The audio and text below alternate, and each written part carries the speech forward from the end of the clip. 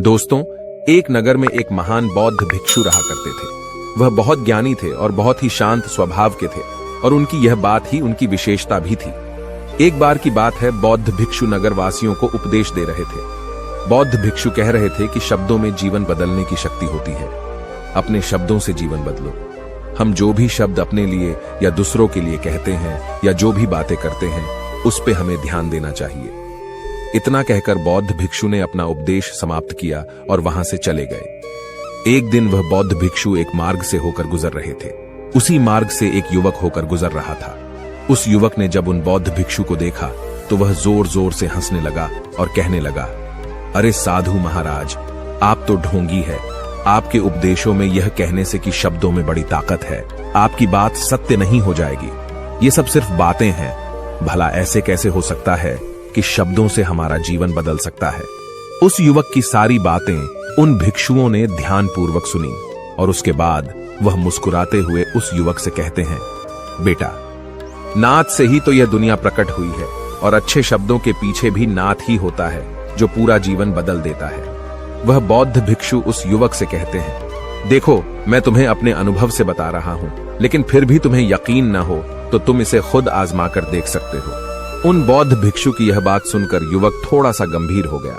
उसने काफी देर सोच विचार किया और उसके बाद उन बौद्ध भिक्षु से कहता है, हे गुरुवर, अगर ऐसी बात है तो आप मेरे साथ चलिए। मेरा छोटा भाई है जिसकी उम्र करीब 25 वर्ष है और उसे न जाने क्या हुआ है।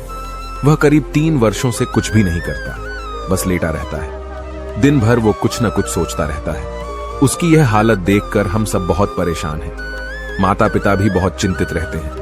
हम सब ने कई तरीके अपनाए, कई योजनाएं अपनाई, लेकिन कुछ भी काम नहीं आया। हमने कई बार उससे बात करने तक की कोशिश की, लेकिन वह हमसे कुछ भी नहीं कहता।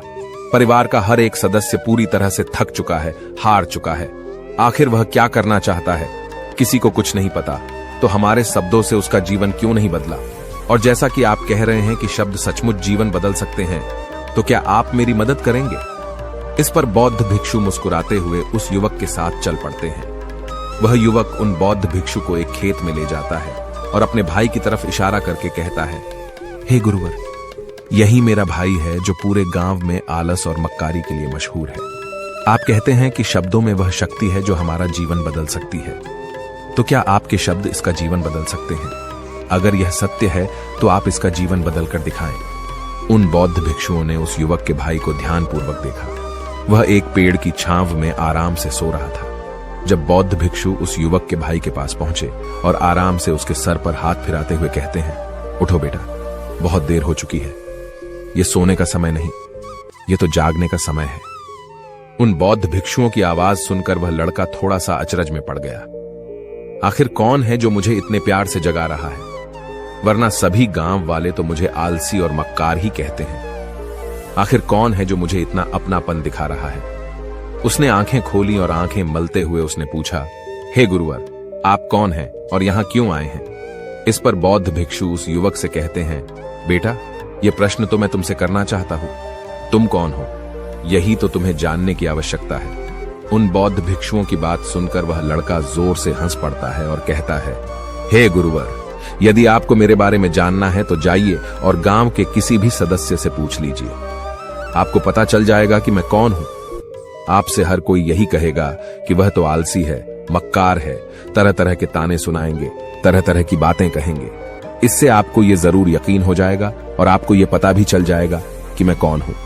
तभी बौद्ध भिक्षु मुस्कुराते हुए उस लड़के से कहते हैं, सबसे पहले मेरी यह बात सुन लो। मेहनती इंसान के खुद के शब्द उसे अंदर तक चोट पहुंचाते हैं। इसलिए कभी भी अपने आप को कोसो मत। अपने शब्दों को सुधारो। और मेरी यह दूसरी बात भी सुन लो। मैंने उन गांव वालों से नहीं पूछा कि तुम कौन हो। मैं तुमसे पूछ रहा हूं कि तुम कौन हो, लेकिन तुमने तो अपनी आदतें मुझे बताई।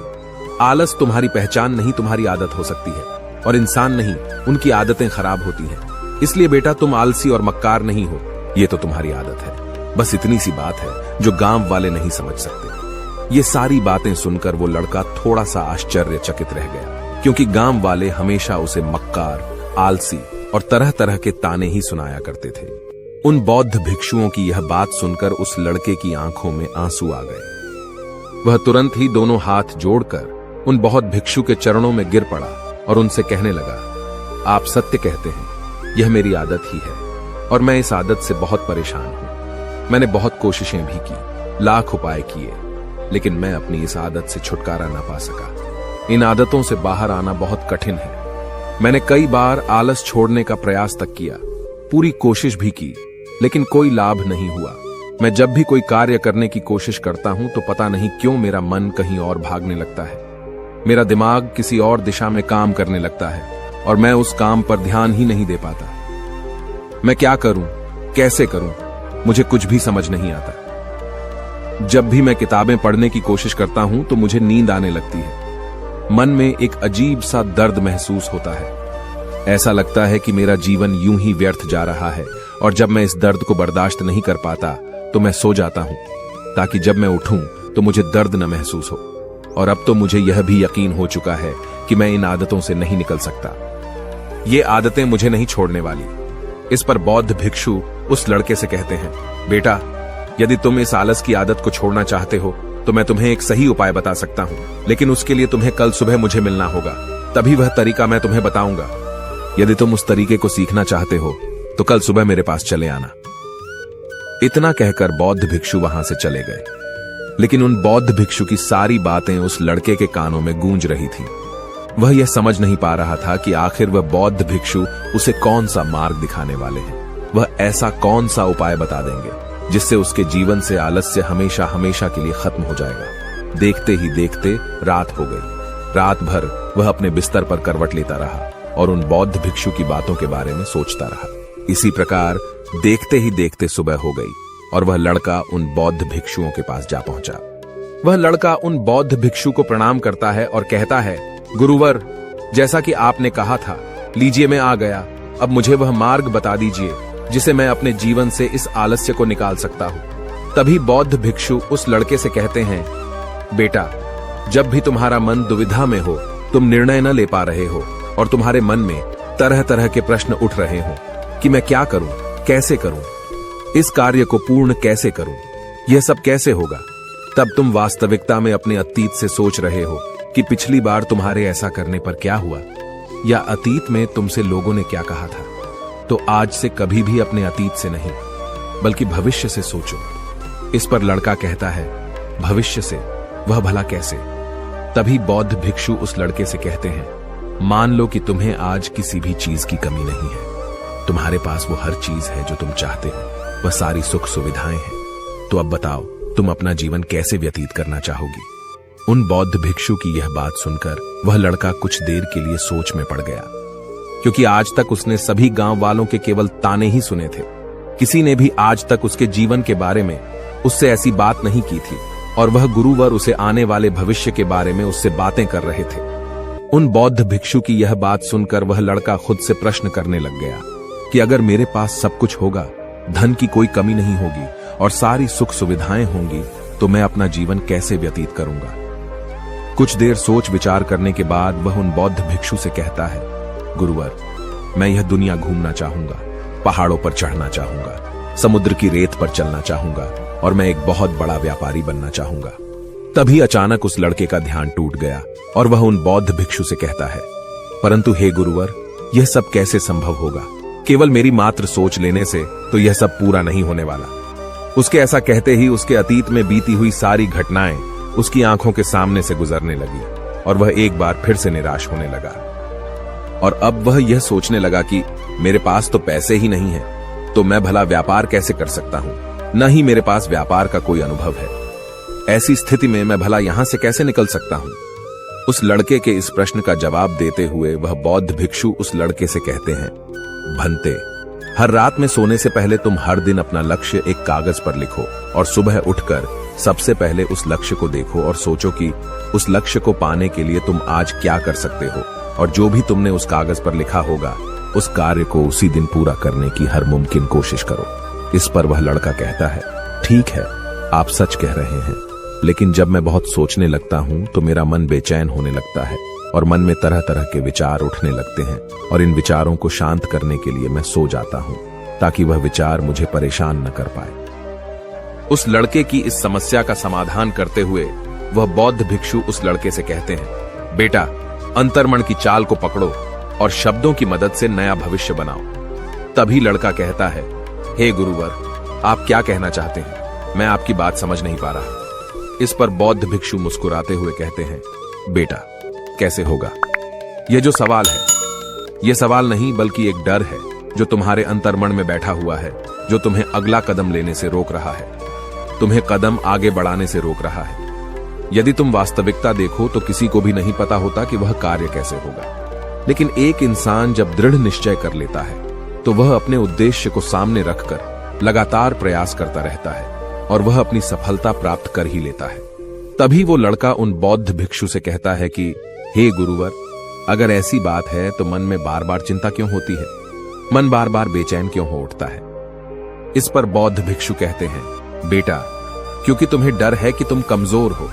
तुम्हारे अंतर्मन में बैठा है कि तुम में कुछ कमी है, तुम किसी काम के नहीं हो, और यही कारण है कि तुम कोशिश करने से डरते हो, क्योंकि तुम्हारा अंतर्मन हमेशा तुम्हें रोकता रहता है। जब भी तो कोई कार्य शुरू करना चाहते हो, तुम्हारा मन तुमसे पहले कह देता है, इससे आगे मत बढ़ना, अन्यथा तुम हार जाओगे, और इसी कारण तुम्हें चिंता होने लगती है, तुम्हारा मन बेचैन होने लगता है। तभी वो लड़का कहता है, गुरुदेव, आपने जो कुछ भी कहा वो बिल्कुल सत्य है, लेकिन अब आप ही मुझे बताइए कि मैं इस परेशानी से बाहर कैसे निकलूं? इसका जवाब देते हुए वो बौद्ध भिक्षु उस लड़के से कहते हैं, बेटा, इस समस्या का समाधान बहुत ही आसान और सरल है। तुमने देखा होगा कि अक्सर ही हम अपने आप को दोष देते रहते हैं, अपने आप को तरह तरह के अपशब्द कहते रहते हैं जो हमारे अंतर्मन में जाकर बैठ जाते हैं और वही हमें आगे बढ़ने से रोकते हैं। और इन शब्दों का हम पर बहुत गहरा प्रभाव भी पड़ता है, क्योंकि जैसा हम खुद से कहते हैं, जैसा हम पूरी भावनाओं के साथ सोचते हैं, हम वैसा ही बनते चले जाते हैं। इसलिए यदि तुम खुद को बदलना चाहते हो तो कि तुम भी काबिल बन सको, तो तुम्हें अपने अंतर्मन को नए संदेश देने की जरूरत है, जैसे कि मेरे शरीर का हर एक कण, हर एक हिस्सा, हर एक विचार शांति और ऊर्जा से भरा हुआ है। मैं दृढ़ संकल्प और आत्मविश्वास के साथ हर दिन के लक्ष्यों को पूरा करता हूं। मैं अपने कमजोरी को अभ्यास में बदलता हूं, चिंता को ध्यान में बदलता हूं। मैं उत्साह और ऊर्जा से भरा हुआ हूं, लगातार अपने लक्ष्यों पर काम करता हूं। ऐसे शब्द जब तुम खुद से कहोगे तो तुम शक्तिशाली महसूस करने लगोगे और तुम्हारी सारी चिंताएं खत्म होने लगेंगी, क्योंकि यही शब्दों की ताकत है। वह तुम वही बना देंगे जो तुम खुद से कहोगे। तुम जितनी भावना के साथ यह वाक्य बोलते हो, उसे महसूस करते हो, उतनी ही भावनाओं से यह शब्द तुम पर असर करना शुरू कर देंगे। धीरे धीरे यह शब्द तुम्हारे मन और व्यक्तित्व की सोच का हिस्सा बन जाएंगे। लेकिन मेरी एक बात याद रखना कि तुम्हारा अंतर्मन इतनी आसानी से हार नहीं मानने वाला। जब तुम आगे बढ़ोगे तो मौका मिलते ही वह तुम्हें पीछे खींचेगा। तुम्हारे अतीत के बीते हुए सारे कड़वे अनुभव तुम्हें याद दिलाएगा, ताकि तुम डर जाओ और एक बार फिर से अपने लक्ष्य का पीछा करना छोड़ दो। लेकिन तुम्हें इसकी चिंता नहीं करनी है। उन सकारात्मक शब्दों के कारण तुम्हारा मन सकारात्मक विचारों को स्वीकार करने लगेगा। आगे वह बौद्ध भिक्षु उस लड़के को चेतावनी देते हुए कहते हैं, मेरी एक बात और याद रखना कि तुम्हारा ध्यान आलस्य पर नहीं होना चाहिए, अर्थात तुम्हें कभी आलस नहीं मिटाना, बल्कि तुम्हें एक नए भविष्य का निर्माण करना है, एक नए व्यक्तित्व का निर्माण करना है। तुम्हारा पूरा ध्यान केवल इस पर ही होना चाहिए। उन बौद्ध भिक्षुओं की बात सुनकर लड़का कहता है, ठीक है गुरुवर, आप जैसा कहते हैं मैं वैसा ही करूंगा। तभी वह बौद्ध भिक्षु उस लड़के से कहते हैं, बेटा, अभी तो मैं इस गांव से जा रहा हूं, लेकिन कुछ सालों के बाद मैं वापस आऊंगा। इतना कहकर बौद्ध भिक्षु वहां से चले गए और वह लड़का अपने घर लौट गया। लेकिन अब उस लड़के के मन में तरह तरह के विचार चल रहे थे। वह लड़का यह सोच रहा था कि अगर मैं अपनी मनपसंद जिंदगी जीने लगूंगा, अगर मैं दुनिया घूमने लगा, नए लोगों से मिलने लगा और अपनी पसंद का काम करने लगा, तो मेरी जिंदगी कैसी होगी। उस बात को ध्यान करके उसने एक कागज पर अपना लक्ष्य लिखा और लिखकर सो गया। अगली सुबह जब उसकी आंखें खुली तो उसने उस पेपर पर लिखा हुआ लक्ष्य एक बार दोहराया। उसके बाद वह कुछ देर के लिए शांत हो गया। तभी उसे उन बौद्ध भिक्षु की बात याद आई कि तुम अपने लक्ष्य के लिए आज क्या कर सकते हो। उसने खुद से सवाल किया कि मैं आज अपने इस लक्ष्य को प्राप्त करने के लिए क्या कर सकता हूं। तभी उसे एक बार फिर से उस पेपर की तरफ ध्यान दिया उस पेपर पर लिखा था कि मैं बाजार जाता हूँ और लोग व्यापार करने की कौन सी चीजें, कौन से सामान लेकर आते हैं। मैं उन चीजों को देखता, उन चीजों को पता करता। वो पढ़ने के बाद तुरंत ही बाजार चला गया। वह अलग अलग दुकानों पर बैठा उन्हें देखा, लेकिन उसे कुछ समझ नहीं आ रहा था, क्योंकि लोग अलग अलग व्यापार कर रहे थे, अलग अलग तरह की चीजें और सामान ले रहे थे, और किसी ने उसकी कोई मदद नहीं की। वह बहुत उदास हो गया और निराश होकर वापस घर लौट आया। तभी उस लड़के को उन बौद्ध भिक्षु की एक और बात याद आई। शब्दों में बहुत ताकत है और शब्द हमारा जीवन बदल सकते हैं। उसे वह सकारात्मक विचार याद आए। वह उन्हें सुबह शाम दोहराने लगा और अब से वह हर दिन ऐसा ही करता। देखते ही देखते 1 महीना बीत चुका था, लेकिन अब तक उसके जीवन में कोई बदलाव नहीं आया था। अब वह लड़का यह सोचकर निराश होने लगा था कि उसके जीवन में तो कुछ भी परिवर्तन नहीं हो रहा। लेकिन 1 महीने के बाद उसे महसूस हो रहा था कि वह पहले से अच्छा महसूस कर रहा है। उसका दिमाग अब अच्छी तरह से सोच पा रहा है। वह पहले से ज्यादा चलने फिरने लगा है। धीरे धीरे उसे समझ में आने लगा कि जो लोग आगे बढ़ते हैं, महान काम करते हैं, उनकी सोच में कितना अंतर होता है। वे लोग हमेशा शक्तिशाली विचार सोचते हैं। दूसरों की छोटी सोच और डर से वह कभी प्रभावित नहीं होते। जब भी उनके सामने कोई मुश्किल आन पड़ती है तो वह घबराते नहीं, बल्कि उस समस्या का समाधान निकालते हैं। इस समस्या के समाधान पर ध्यान केंद्रित करते हैं और न ही वह कभी किसी का इंतजार करते हैं। वह केवल खुद पर विश्वास करते हैं और तुरंत ही कदम आगे बढ़ाते। जब उस लड़के को ये सारी बातें समझ में आने लगी तो उसने भी धीरे धीरे अपने कदम आगे बढ़ाने शुरू किए। उसने बिल्कुल वैसा ही व्यवहार करना शुरू किया। अब से वो कभी खाली नहीं बैठता था। जब भी उसका मन करता वो बाजार जाता और लोगों के बारे में जानता समझता कि वो किस प्रकार व्यापार कर रहे, कौन से चीजें खरीद रहे हैं और किन चीजों पर उन्हें लाभ हो रहा है। और जब उसका मन करता तो अपने पिता की मदद भी करता था। वो अपने पिता के साथ मंडी में जाता, वहां पर जाकर मोल भाव करता। ते हमेशा कुछ न कुछ सीखने में ही जुटा रहता है। तभी एक दिन गांव में एक मसाले का व्यापारी आया। उसे कुछ पढ़े लिखे नौजवानों की जरूरत थी जो माल की गिनती कर सके और हिसाब रखने का काम कर सके। वह लड़का अपने लक्ष्य को जानता था कि उसे क्या पाना है। उसे समझ में आ गया था कि इस काम से उसे बहुत कुछ सीखने को मिलेगा। बेहिचक उस सेठ के पास पहुंच गया। वह जानता था कि उसे उस काम के बहुत कम पैसे मिलेंगे, लेकिन फिर भी वह उस काम को करने के लिए तैयार था। अब उस लड़के की सोच पूरी तरह से बदल चुकी थी। अब वह बाकी लोगों की तरह नहीं सोचता था। बहुत ईमानदार और समझदारी से काम करता था। देखते ही देखते करीब 3 महीने बीत गए और अब व्यापारी यह समझ चुका था कि नौजवान बहुत ही समझदार है और वह उसे व्यापार में बहुत मदद करता है। इसलिए उस मसाले के व्यापारी ने उस लड़के को अपना सहायक बना लिया। उस व्यापारी ने देखा कि इस लड़के की दिनचर्या सबसे अलग है। यह हर दिन पढ़ता है, लिखता है, सुबह उठकर ध्यान करता है, नई चीजें सीखता है। परेशानी आई तो भी विचलित नहीं होता। ये सबसे सम्मान से बात करता है, सबका आदर करता है। देखते ही देखते 1 साल बीत चुके थे और अब तो व्यापारी उस नौजवान से बहुत खुश था। उसने धीरे धीरे उस नौजवान को व्यापार के सारे गुण सिखा दिए और देखते ही देखते वह लड़का अब एक छोटा सा व्यापारी बन चुका था।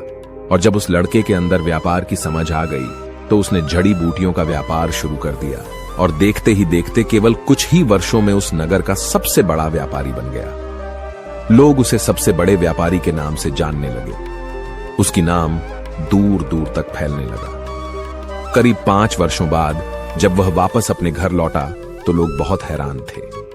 उसे देखकर लोग बहुत अचंभित थे। उसके सारे जानने वालों ने उस लड़के से पूछा, तुम इतना कैसे बदल गए? तब उसने कहा, उन गुरु ने सच ही कहा था, शब्दों से हम जीवन बदल सकते हैं। वैसे आपने आज के इस वीडियो से क्या सीखा हो, मुझे आप कमेंट में जरूर बताइएगा। इसी के साथ में उम्मीद है कि आपको आज की ये वीडियो जरूर पसंद आई होगी। तो इस वीडियो को लाइक और अपने दोस्तों के साथ शेयर भी जरूर कीजिएगा और हमें ऐसे ही सपोर्ट करने के लिए चैनल को सब्सक्राइब जरूर दबा दीजिएगा। तो चलिए फिर मिलते हैं अगली वीडियो में। तब तक के लिए अपना ख्याल रखें। धन्यवाद और नमो बुद्धाय।